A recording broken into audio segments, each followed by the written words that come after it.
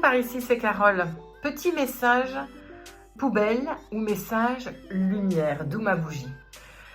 Comment est-ce que tu gères les messages que tu reçois qui parfois partent d'une bonne intention, bien souvent la plupart du temps partent d'une bonne intention, mais dont tu n'as que faire? Est-ce que ça t'est déjà arrivé de raconter une situation, un événement, juste de te déposer dans un groupe d'amis ou quelque chose comme ça, et que les personnes s'emparent de ton histoire et par bonne intention, pour te rassurer, pour te donner de l'espoir, ou pour parler d'eux qui ont déjà vécu la même chose, vont faire un espèce de transfert ou un petit copier-coller de leur histoire dont tu n'as que faire. Ça, c'est le message poubelle. Ou contrairement au message lumière qui va dire « je t'entends », je te reçois, je comprends, je te considère. Eh bien, c'est moi qui viens de faire un message poubelle à quelqu'un. Je me suis dit, ben tiens, c'est intéressant, je vais le raconter. Je fais partie d'un groupe de formateurs, on est supervisés, et dans ce groupe, on se dépose par rapport à des situations qu'on vit, qui ne sont pas toujours très confortables. Et donc, il y a une femme qui dépose quelque chose où elle se sent hyper vulnérable, hyper fragilisée, où elle a perdu complètement ses repères. Et donc, elle dépose un truc qui est assez fort, assez sombre, assez noir, douloureux, mais extrêmement douloureux, d'une grande profondeur, que je reçois comme, waouh, un gros pavé, quoi.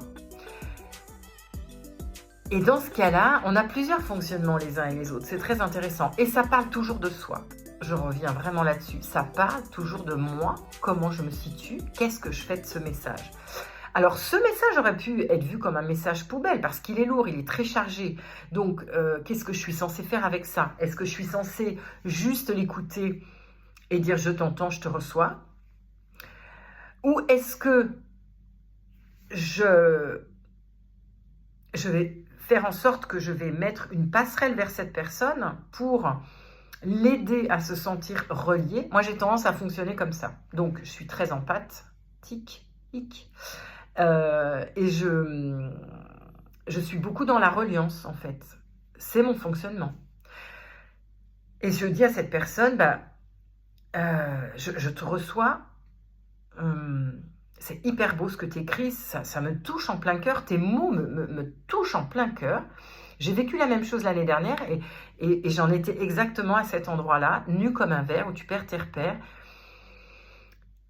Et je rajoute, tu vas retrouver tes habits de lumière. Simplement, quoi. J'ai fini comme ça.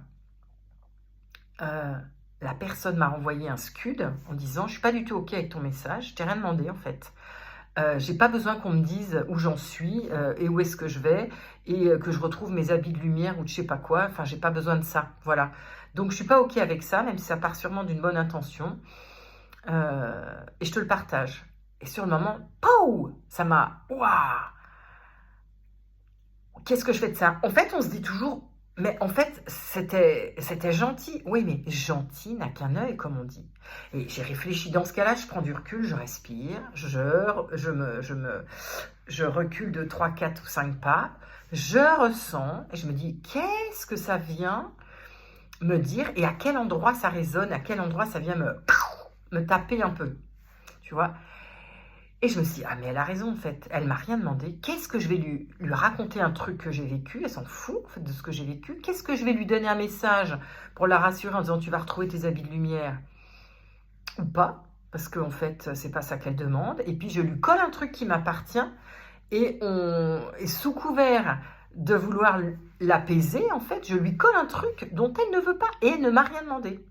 Donc sur le moment j'ai pris le truc un petit scud, et après j'ai réfléchi, je me suis dit, c'est super intéressant en fait, parce que ça parle de moi et de ma fragilité à cet endroit-là, ma vulnérabilité qui tout de suite va aller donner un sucre, enfin j'exagère, mais tu vois ce truc édulcoré comme ça, mais en fait, non.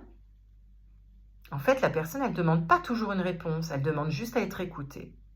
Et ça, c'est intéressant parce que ben, moi, ça m'a renvoyé vraiment des fonctionnements où j'ai parfois le sentiment de de devoir apporter une solution alors qu'on ne me demande rien. Et en même temps, je reviens quand même sur le message poubelle, c'est que dans ce groupe, on se partage des choses, mais c'est sous-entendu derrière pour avoir des solutions, pour partager, pour se relier, pour échanger.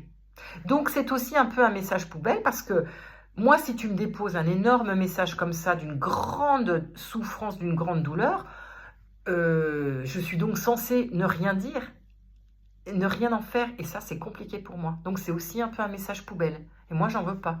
Parce que du coup, après, moi, je suis impactée avec ça, et je dois juste me la fermer. C'est pas évident. Donc, quelle est la limite du message lumière et du message poubelle?